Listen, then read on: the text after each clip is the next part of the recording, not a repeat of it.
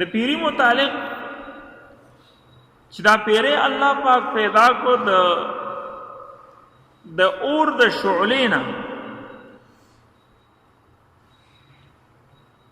نو د دې تخلیق د انسان نه کافی مخکې شوی، ځکه چې دا ابلیس دام د پیریانو نو فرشتو سره ناس پاسو ډیر نیک عمل او دته الله پاک چې د وحدیم خو کافی ورکړی وي دا کم اسمان چې موږ ته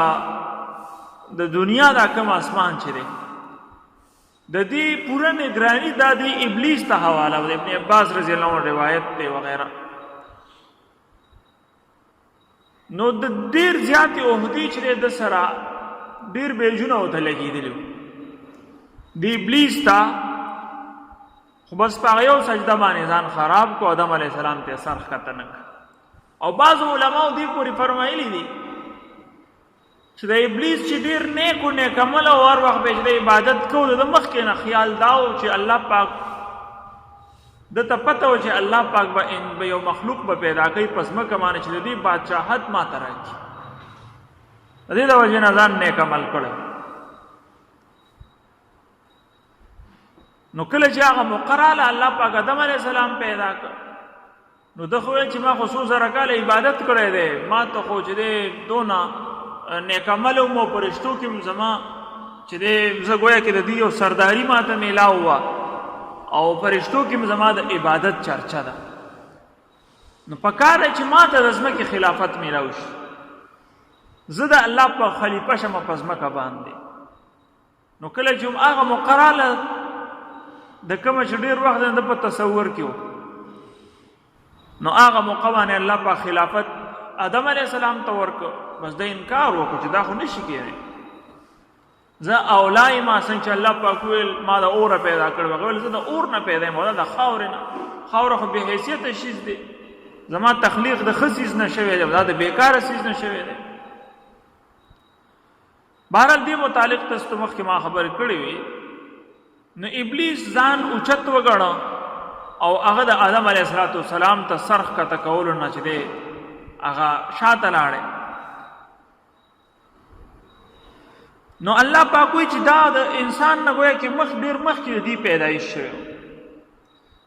او بیا حقیقت کې دوی هغه کم اصل چې په ده کې د نافرمانۍ هغه ماده وه هغه راښکاره شوله، خلکو ته پته ولګېده چې دا خو ډېر نافرمانه دی. بیا پرون دې متعلق چې دې پوښتنه وکړی شوه، حاجي صاحب تپوس وکړو چې دا به جنت ته ځي او که به نه ځي. نو د جناتو متعلق خو قرآن او حدیثو کې راغلی دي چې دا به جهنم ته ځي، موږ به جهنم ډکو د دوی نه،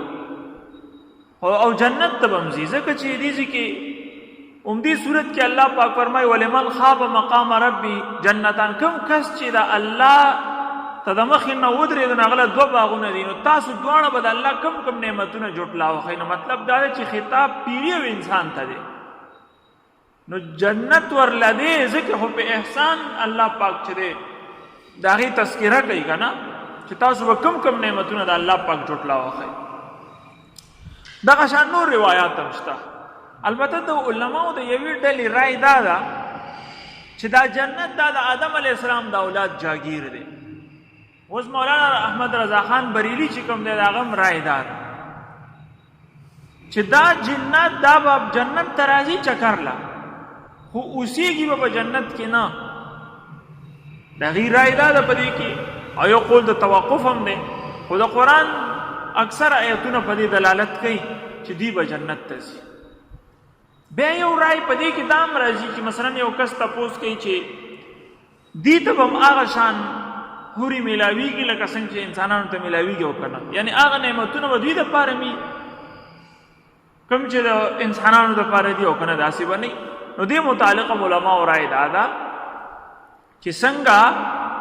انسانانو ته خپلې بیبیانې او د هغې خپل نظامي، نو جناتو ته به د هغې د جنس نه الله پاک چې دی حورې او د هغې انتظامات، د هغې مناسب خوراکونه او د هغې مناسب چې کوم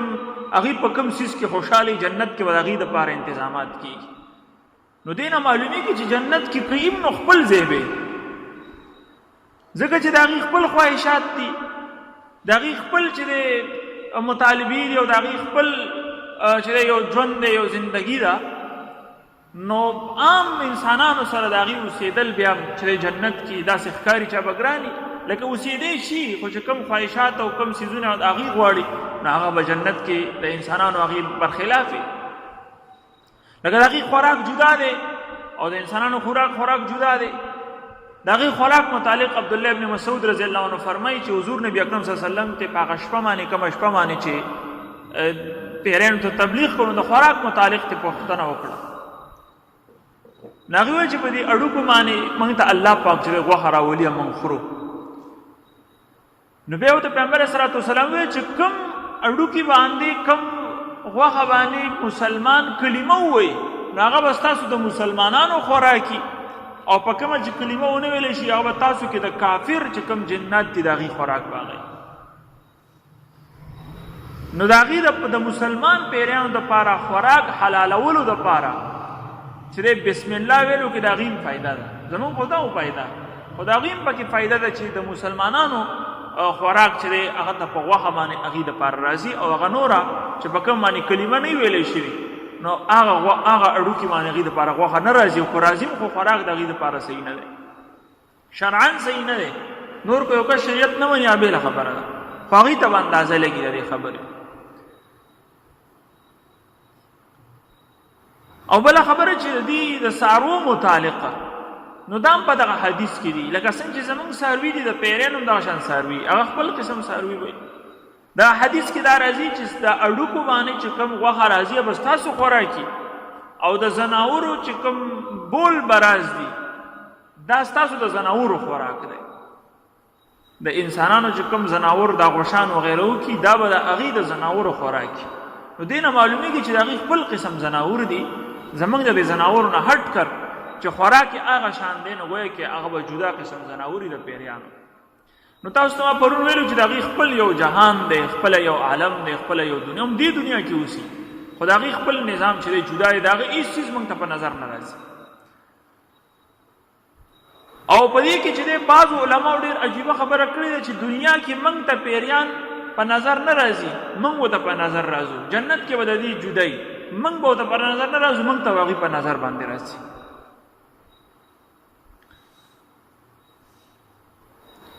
نو مخکې آیت کې الله پاک فرمایي فبأي آلاء ربكما تكذبان رب المشرقین و رب المغربین. دلته دا مشرقین دا د تثنیې صیغه ده، اصل کې مشرق دی، خو دا مشرقین دوه دې ته تثنیه وایي، دوه مشرقونه دي، و رب المغربین او د دوه مغربونو چې دی رب دی. اوس دې څه مطلب دی؟ مشرق خو یو دی او مغرب هم یو دی، خو دې کې الله پاک وایي چې د دوه مشرقونو او د دوه مغربونو چې دی رب دی. نو علما تعبیر کوي چې اصل کې په ژمي کې مشرق جدای او په اوړي کې مشرق جدای. تاسو په خپل دا نظاره کوئ، ژمي کې نور د یو ځای نه راخیږي او په اوړي کې نور چې د بل ځای نه راخیږي، کافي فاصله یې پکې، او بیا پرېوتو کې هم چې دغه شان فرق وي، او بیا تاسو د هغې رفتاري نه وي، اوړي کې دغه شان روان وي او ژمي کې ښه کافي فاصله کې چې دی غځي، دې وجې چې دی ګرمي هم نه ډېر لرې فاصله کې راتاویږي. نو ګویا کې د دې د مشرق او چې د غروب او د نور د راختلو او د پرېوتلو ځایونه چې د مختلفو موسمونو کې جدای، نو دې وجې دو تذکره فرمایلی ده. او په دې کې بعض وایي چې دا شمال او جنوب هم پکې راځي، د ټولو طرفونو خالق دی الله پاک. او دا یې ځکه یاد کړه چې دا مشرق او مغرب د دې پوره دنیا باندې اثر دی. ورځ، شپه، مازدیګر، ماښام، دا ټیمونه چې بدلیږي را بدلیږي، نو دې ټیمونو باندې د پوره دنیا نظام کار روان دی. او د دې تعلق د چا سره؟ د مشرق او د مغرب سره، چې د نور راختو سره او د نور پرېوتو سره. نو تاسو چې د مشرق او مغرب او په دې پسې ستاسو ورځ، شپه او ټول د دنیا نظام هم په دغې روان دی، نو د دغې خالق الله پاک وایي زه دا څه چلو ما، د مشرق او د مغرب او د نور راختل پرېوتل دا هر څه زه کومه. نو چې دا هر څه زه کومه او ستاسو د دنیا نظام په دې روان دی، نو په کار دی چې بیا زما شکر ادا کوئ، او دا زما نعمتونه دي چې دې شکریا تاسو ادا کوئ. فبأي آلاء ربکما تکذبان، چې د دې پالونکی زه یم، د دې خالق زه یم، نو دا زما یو نعمت شو. نو ته به د کوم نعمت چې د انکار کوې چې دا پکې ستا نعمت نه دی؟ مرج البحرین یلتقیان، الله پاک فرمایي چې دو قسمه نهرونه می جاری کړل. دلته د بحرین بحر یو سمندر ته وي، دلته الته چې څنګه مشرقین دي دو مشرق، دلته بحرین دي دو سمندري. مراد د دینه دو قسمه سمندري دي، یو خوږ دی او یو چې تریو دی. خوږو بو واله می کنه زمنګ د نهرونه دغه شاندار سیندونه ټول د خوږو بو واله، او عام چې کوم غټ سمندر دی نو دا غي په چې تروي، نو دا دوه الله پاک وي دا ما جاری کړه. او بعض موقع باندې دا دوه سمندري چې دی دا دوه او په خپل منځ کې میلاو شي، خو یو بل کې ګډوډیږي نه. الله پاک وي په دې کې ما پرده قائمه کړی د ډیر زې پورې چې دی تروي بو او خوږي بو دا دغه شان میلاو شي، خو یو بل کې ګډوډیږي نه، ډیر فاصله پورې رواني. تاسو بار زینو کې دې چې نظاره کړی دی اٹک کې هم تاسو نظاره کړی، نو دی اٹک باندې چې وکړه په دغه پل باندې لاندې سړی وګوري ښکارو تخکاری چې دی یو طرف نه یو شان وګدي بل طرف نه بل شان وګدي، او پورا فاصله پورې یو لکیر پکې د گویا کې ته به چې دی کې چامنس کې شیشه لګوي او بل سره نه ګډوډي. نو دا پړې زینو کې دی نظاره کیږي. الله په قران کې دغه تذکرہ فرمایي،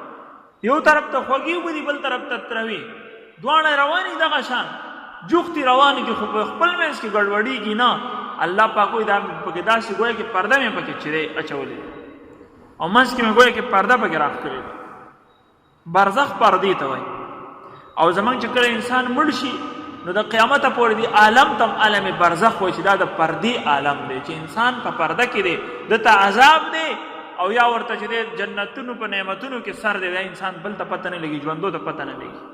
پرده کې دی گویا کې قیامت پورې دا پرده شوی دی گویا کې. نو دا برزخ پردې ته وایي. دې کې اوبو په منځ کې پرده،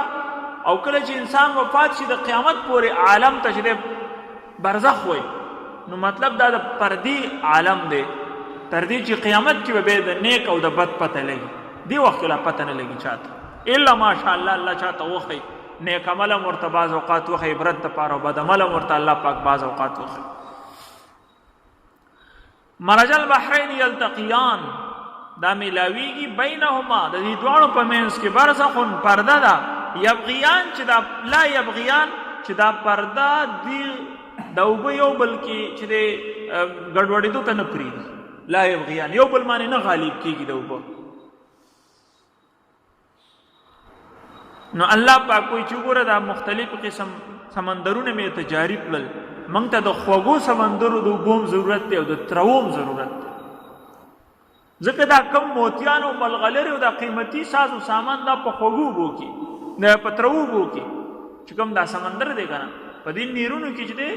دا بل قسم چې دی څیزونه میلاویږي، او په هغه تریو چې کوم سمندر دی مالګین په هغې کې داسې قیمتي چې دی جواهرات میلاویږي چې هغه په دې اوبو کې نه. او بل خبره دا ده چې زمونږ دا کم خس و خاشاک او دا کم دا جراثیم او دا دنیا الا بلا دا هغه سمندر ته جنې پریوتي دا نه ختمیږي، په هغې کې داسې قدرتی طور په هغه سمندر کې داسې ذرات موجود چې دا ټول جراثیم هغه ځان کې حل کوي، بس ختمه یې هغه. زمونږ دا نیرونه چې څونه الا بلا وړي ټول سمندر ته ګزاري، سمندر کې نه ښکاري د سره کې ګڼ وي نه. نو مطلب موږ ته د دواړو قسمو سمندرونو ضرورت دی، دواړو قسمو اوبو ضرورت دی. فبأي آلاء ربكما تكذبان، مطلب دا مې نعمت ته تاسو باندې مې کړی دی. نو اے جنا او اے انسانا زما به تاسو دواړه به زما د کم نعمت چې تاسو انکار کوئ. دي کې دواړه مخاطب دي، ربکما تاسو دواړه، هغه څوک مراد دي؟ پیره او انسان. دا په هر آیت کې دواړه مخاطب شوي دي. یخرج منهم اللؤلؤ والمرجان، الله پاک فرمایي چې د دې دواړو منهما نه مراد دغه دواړه نیرونه چې تیر شو خوږ او تریو، د دې دواړو نه روزي لؤلؤ موتی مرجان او قیمتي کاڼي. تاسو ته ما وختي ویل چې د تریو سمندر کې دا موتیان او ملغلري دې ځای کې مفسرینو ځکه خبر هم کړې ده چې معروف هم دغه ده چې موتیان او ملغلري دا د تروبو کې، نو دې ځای کې خو الله پاک دواړو طرف ته نسبت کړی چې د دې دواړو نه موتیان راوځي. نو به بعض مفسرینو دا ویلي دي چې دې کې دا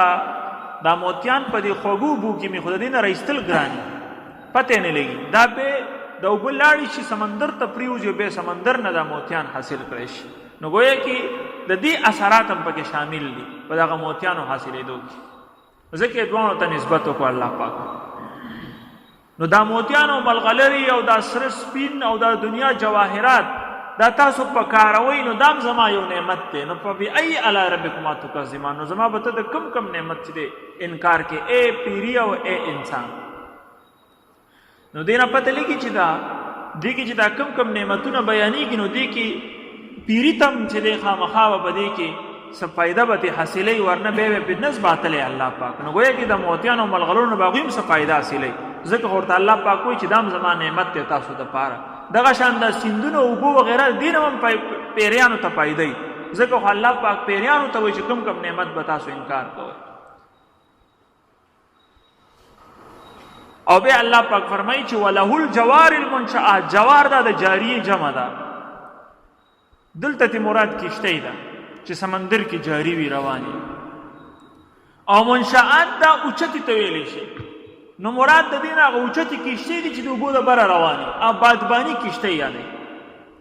اوس غوړ لانچینه وروتل دې ځکه الله پاک آبادبانی کشتو لا مثال د چې د غر سره ورکړل لکه څنګه چې غر رواني په اوبو کې دغه شان د کشتۍ په اوبو کې رواني دینه پته لګي چې د بادبانی کشتۍ ډېر غټ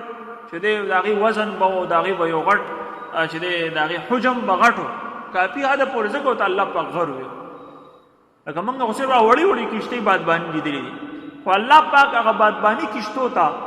د غر په شان مثال ورکړ او نن سبا خو د لانچونه واقعي پوره غر رواني دنیا بله د ملک سامان خوشي کړی